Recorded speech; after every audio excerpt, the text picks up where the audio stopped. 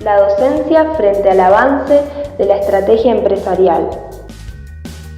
A partir de la pandemia que se está viviendo a nivel mundial y que trajo como consecuencia una emergencia sanitaria basada en el aislamiento social preventivo y obligatorio, se comenzó a instalar de una manera más efusiva, porque desde hace bastantes años está sobrevolando, la idea del teletrabajo, que no es más ni menos que el trabajo sostenido virtualmente y económicamente desde los domicilios de los trabajadores. El teletrabajo es presentado desde distintos ámbitos académicos, empresarios, gubernamentales y periodísticos como la ocupación del futuro y como solución a los problemas que afectan al mundo laboral y a los trabajadores. Se lo presenta también como la solución a aquellas dificultades que traspasan lo laboral, como por ejemplo la organización familiar de los trabajadores. Ahora bien, ¿por qué sostenemos desde la clase trabajadora que esta nueva concepción del trabajo no es más que una estrategia empresarial? ¿Por qué desde la docencia nos negamos a concebir que esta modalidad nos posibilita construir una nueva escuela en la que la virtualidad facilitará solo éxitos y ningún fracaso? El teletrabajo como tal y como se está llevando a cabo dentro del sistema educativo y en tantísimos otros ámbitos, hasta el momento solo ha desarrollado un atropello a los derechos de los trabajadores, quedando muy lejos de esa solución utópica que plantean los únicos beneficiarios del mismo, los empresarios y las patronales. Les docentes, desde el inicio de la cuarentena, venimos sosteniendo con nuestro bolsillo las herramientas de trabajo que el Estado, como patrón, debería proveer para quienes trabajamos en la escuela pública.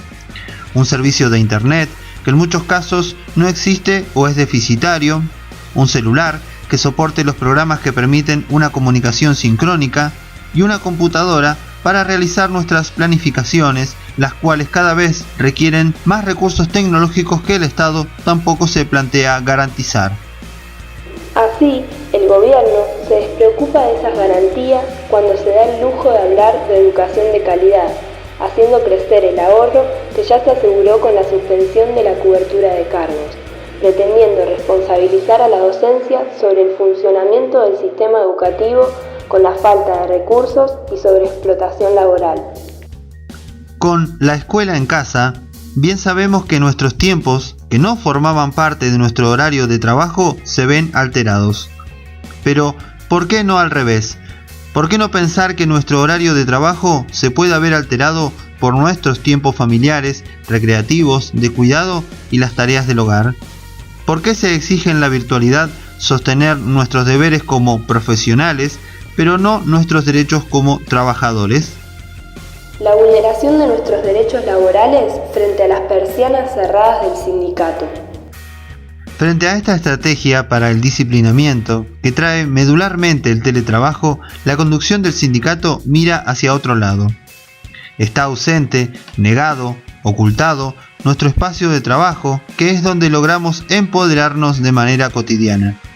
Así, se les facilita a las superioridades fragmentar y particularizar las situaciones, condiciones y salarios. En el ámbito docente, sobrevuelan de manera constante las consultas sobre qué consecuencias podría haber si un docente se niega o no tiene las posibilidades de realizar videollamada con sus estudiantes. Si se niega a hacerse cargo de un grupo de estudiantes que el Estado decidió dejar sin el derecho a la educación. Si no cumple con un horario absurdo que ya está alterado. Preguntas que debieran estar respondidas y defendidas por el gremio, que tiempo antes del inicio de la cuarentena se aisló de sus representantes cumpliendo su cuarentena en casa de gobierno. Es imperiosa la intervención de una dirigencia que defienda a quienes le ponemos el cuerpo a diario a la educación. Pero en lugar de eso, tenemos una burocracia enquistada que debemos erradicar, que nos ofrece los recursos materiales que no nos brinda el Estado mediante un sorteo. La pandemia vino a poner de manera obvia y a la vista de todos un gran listado de derechos laborales que ya venían siendo pateados, o a dar el ultimátum a medidas estatales que no terminaban de sacar a la luz por medio de las reacciones sociales. Se aseguraron de sacarlas o ponerlas sobre la mesa cuando la gente estaba en sus casas, como la reforma jubilatoria. Como también puso en evidencia el abandono estatal que hay en torno a la educación, no solo a los trabajadores, sino también el abandono hacia la comunidad toda, estudiantes y familia. Y frente a este panorama de aislamiento, ofrecer el teletrabajo como solución termina de cerrar la pirámide en donde empresarios y patronales siempre quedan en la punta, sostenidos por los de abajo, que cada vez estamos más aplastados que organizados. Por una educación emancipadora. ¿Por qué no es viable una educación virtual?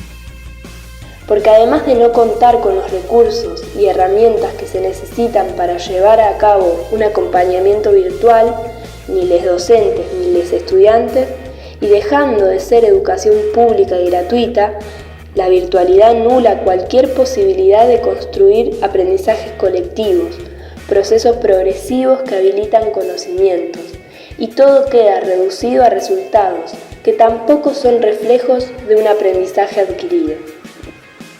La imposibilidad de la educación virtual no se acabaría proveyendo de herramientas tecnológicas, porque aún así el proceso pedagógico quedaría anulado.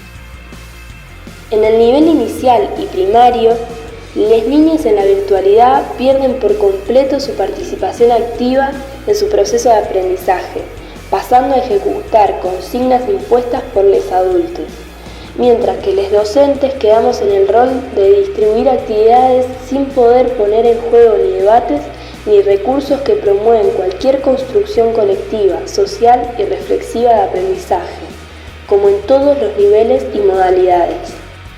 Porque también en la secundaria y en el nivel universitario, los procesos de enseñanza y el aprendizaje se volvieron sistemáticos y despersonalizados. Porque la virtualidad de la mano de las últimas tecnologías no hacen más que disfrazar una conectividad individual y sectaria, dejando totalmente de lado la esencia de la educación pública en sí misma, una educación para todes y con todes. Los gobiernos y sus aliados empresarios ven a la educación como un negocio, por eso promueven la educación a distancia, la virtualidad y una educación a contracorriente de las necesidades e intereses de los de abajo.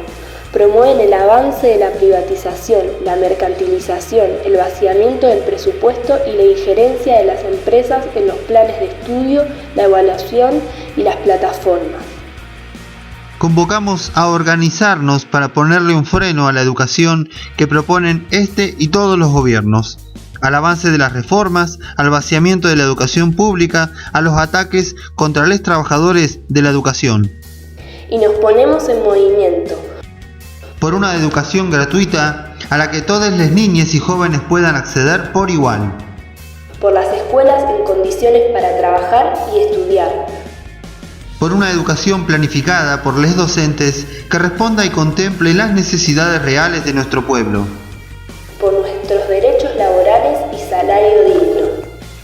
Colectivo Docente Otilia Lescano.